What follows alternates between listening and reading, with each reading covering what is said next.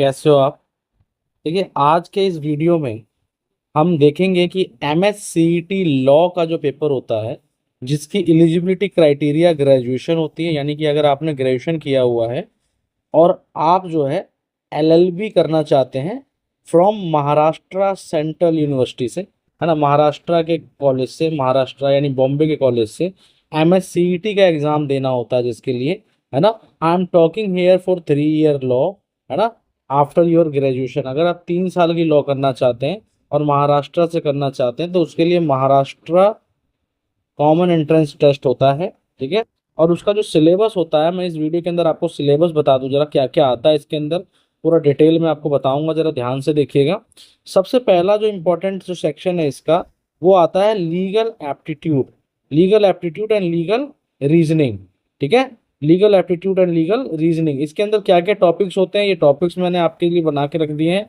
Indian constitution basics है, legal terms है, magazines है, लीगल प्रिंसिपल्स है, legal reasoning question based on facts है ना, ये सारा कुछ आता है legal aptitude and legal reasoning के अंदर। ठीक है। अगर आपको तैयारी करनी हो तो तैयारी के लिए भी आप कांटेक्ट कर सकते हैं, डोंट वरी। ठीक है। उसके साथ साथ आप GK, GS and current affair, ये भी इंपॉर्टेंट फैक्टर होता है, इंपॉर्टेंट टॉपिक से सब्जेक्ट है आपके लिए महाराष्ट्र, अगर आप टारगेट कर रहे हैं तो। ठीक है। उसके अंदर भी आपको national, international, current events, history, geography, civics, Indian politics, है ना, साइंस एंड टेक्नोलॉजी, ये सारा कुछ सारा आपका रहने वाला है for Maharashtra common entrance test 3 year LLB के लिए। उसके बाद जो आपका इंपॉर्टेंट है, logical reasoning and analytical reasoning. ठीक है। कोडिंग डिकोडिंग पूछा जाता है, ब्लड रिलेशन पूछा जाता है, पजल सिलॉक्स ये सब पूछा जाता है, डायरेक्शन टेस्ट पूछा जाता है, और भी क्रिटिकल रीजनिंग यानी logical reasoning and analytical reasoning पूछा जाता है। Logical reasoning and analytical reasoning पूछा जाता है, ध्यान रखना। ठीक है। उसके बाद उसके बाद मैं आपको इसका पैटर्न भी आपको बताऊंगा, कितने क्वेश्चन पूछे जाते हैं, पहले आप सब्जेक्ट देख लो। फिर उसके बाद इंग्लिश का पोर्शन रहता है, उसके अंदर आपका RC रहेगा, रीडिंग कॉम्प्रिहेंशन रहेगा, वोकेबलरी रहेगा, जिसके अंदर सिनोनिम्स एंटोनिम्स रहेगा, सेंटेंस करेक्शन रहेगा, ग्रामर यूजेस रहेगा, पैरा जम्बलिंग रहेगा, ये सारा रहता है। और टोटल जो क्वेश्चन आते हैं महाराष्ट्र के कॉमन एंट्रेंस टेस्ट में, वो 150 क्वेश्चंस आते हैं, 150 क्वेश्चंस आते हैं, और टोटल मार्क्स भी 150 ही रहते हैं। ठीक है।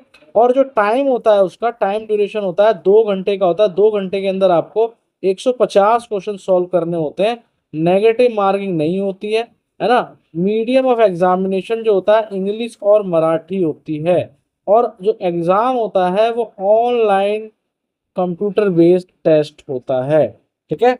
ऑनलाइन कंप्यूटर बेस्ड टेस्ट होता है। तो कुल मिलाकर के मैंने Maharashtra common entrance test LLB के लिए आपको बताया। और अगर आपको चाहिए कि भाई इसकी कोचिंग भी चाहिए आपको, तो हम जो है CUET PG का जो बैच चलाते हैं, उसके साथ ही हम MSCET का भी प्रिपरेशन कराते हैं। ये सारी चीजें, MSCET का भी प्रिपरेशन आपका साथ ही साथ रहेगा, है ना। अगर कोई भी आपको प्रॉब्लम आती है, और हमने ये बैच लॉन्च किया हुआ है 30 स्टूडेंट का, है ना। अब 30 स्टूडेंट का बैच लॉन्च कर रहे हैं, और हम 30 के 30 स्टूडेंट्स का 100% सिलेक्शन कराएंगे, DU के अंदर, या फिर महाराष्ट्र के अंदर, या फिर BHU के अंदर। यहाँ कहीं ना कहीं हमें सिलेक्शन जरूर लेना है। ठीक है। तो प्लीज, अगर आप लोगों को करनी है तैयारी और लेना है सिलेक्शन DU में, BHU में या महाराष्ट्र में, तो जुड़ जाइए हमारे साथ।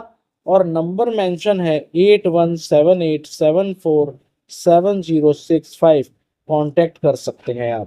थैंक यू सो मच, मिलते हैं नेक्स्ट वीडियो के अंदर। Thank you so much.